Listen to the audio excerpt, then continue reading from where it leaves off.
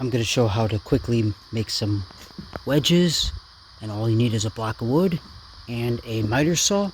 I'll put the only tool used in the description, but pretty much any kind of miter saw where you can adjust the angle is all you need, and a block of wood. Oh, and if interested, instead you don't want to make the blocks, you could just buy the wedges or the metal pieces. I'll put that in the description as well.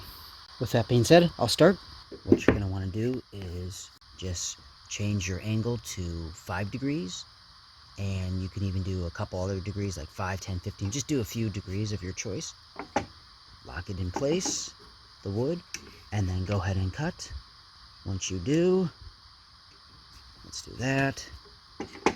And this is at 5 degrees.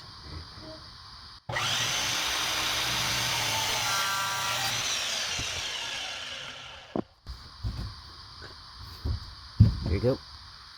Look at that. Perfect.